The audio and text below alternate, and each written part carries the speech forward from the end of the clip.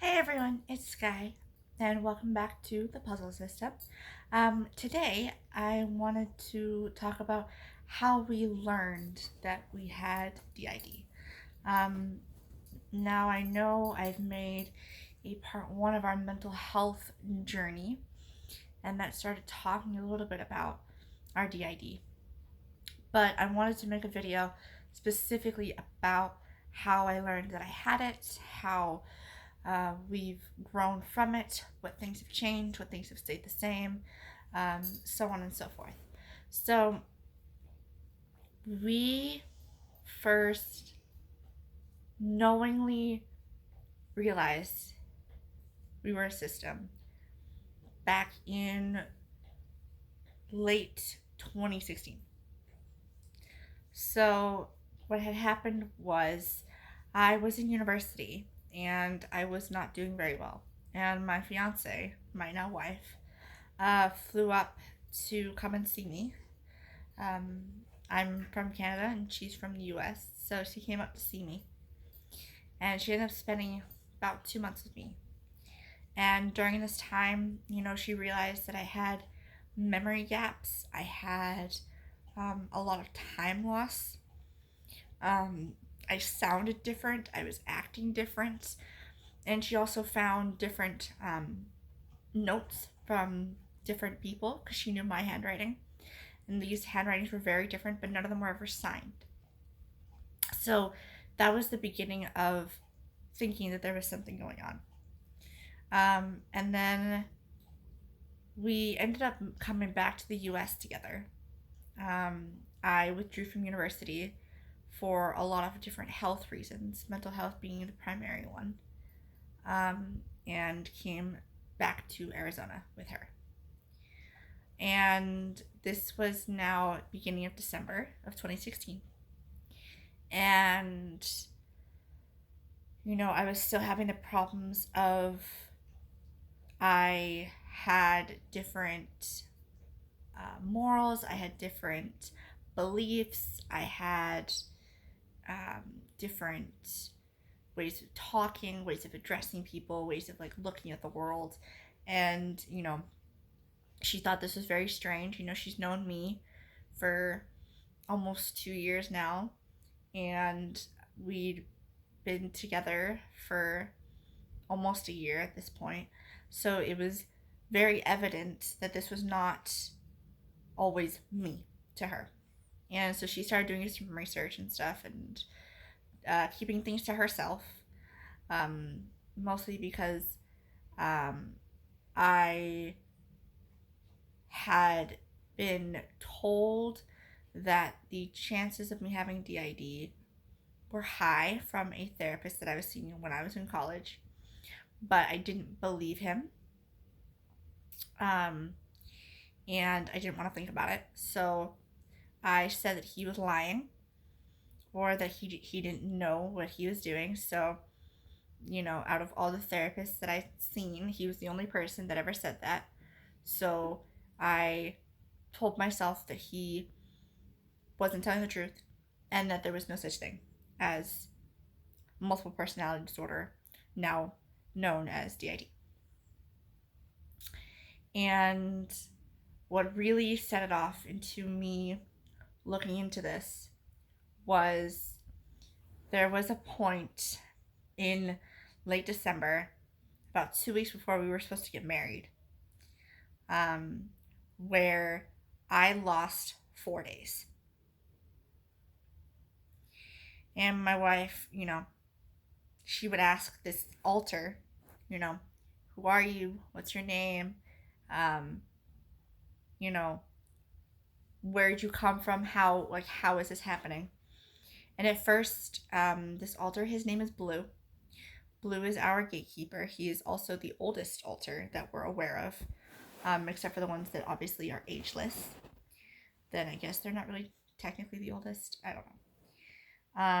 And he was very cold and hostile. He didn't want anyone around us. He wanted to keep us very isolated and to ourselves, because as far as he was concerned, We could deal with whatever we were dealing with by ourselves, and we didn't need or want help. And he told my wife his name, and who he was, what he did, and you know when he would leave, and I would and we would switch, which I later came to understand that it's switching. When I would come back, whoa, my camera's gonna fall. I would realize that I didn't know what was going on. So there was one time, and I remember switching back out, and it was the scariest thing because we, my wife and Blue, had gone to the gas station right up the road to grab some gas and some sodas. And I came back, and all of a sudden, I'm in a car that I don't remember getting into. I'm at a place that I remember being in. It's a day that I don't remember. It's nighttime when I remember it being daytime. And I remember getting so afraid that I went into an anxiety attack, and I shut down, and Blue switched out again. And it was like that for 4 days, where anytime I would switch out after an altar being out, usually it was always just Blue. I think, as time progressed, we learned that it was him and two others, Sabrina, our caretaker, and Max, our primary protector, who was formerly known as Mira and Jackson. And Mira was our primary protector before their integration. And, we learned that this is what was happening, and that, I was losing time. I wasn't sure where I was. There would be times where I would forget who I was with, or I would forget that person entirely until I had a couple minutes to readjust my perceptions of what was going on and where I was and who I was around. And it's the scariest feeling that I've ever had.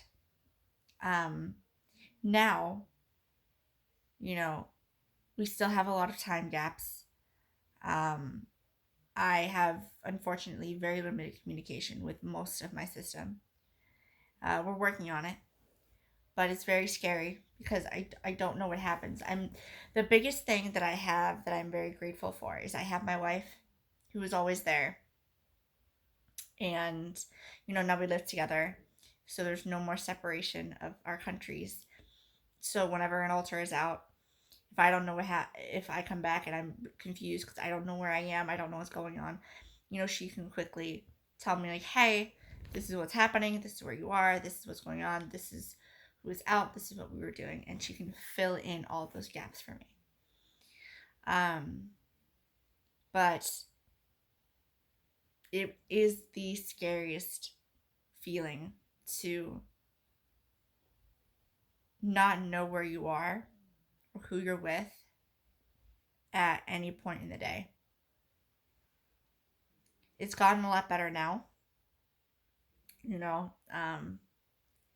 Being co-conscious is something that is easier to do. But we still have a lot of days where I don't know what's going on, and I come back and I'm very disoriented. I don't know what's going on. I don't know, what's been happening. So I just kind of go to my room, and I need to kind of shut down for a little bit and recuperate myself and try and see if I can talk to anybody and get some information about what's going on. Lately, we've had this, we call it like a wall or a block that we've had where there's no communication with anyone right now. Even it's hard for me to get to my primary protector right now, and no one's sure as to why, as far as I'm aware of, and no one knows who put that block there or why or how to move it or what it's protecting. But we think it's from a recent split that we had about 2 or 3 weeks ago. We think that altar put up that block to, I don't know, prevent us from knowing things, make it so that we really don't know what's going on. And it's very, very frightening. And, you know, to have my roommates or my wife, tell me like, hey, this person was just out and like they were really upset, and these are things that like triggered them out here. Like, we want you to know this so that you can work on these things and you can talk to them and you can make things better amongst yourselves. And learning the things that upset these alters and learning the things that trigger each of us is very exhausting and horrifying and just really stressful. Yes, there are positive triggers. There are definitely positive triggers.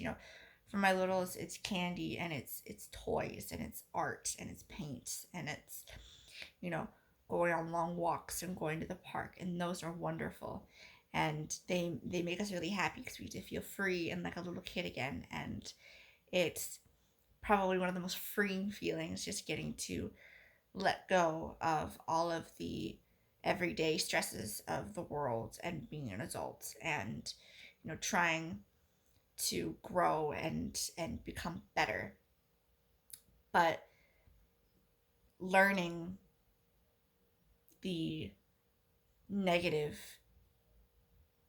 issues that each alter may have has been a lot. And so we apologize because we haven't made a active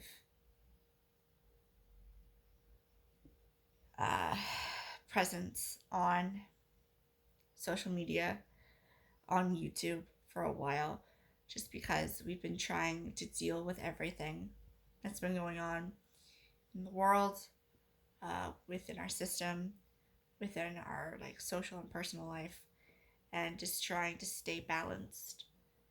And it's hard, but it'll be okay. Thank you for listening.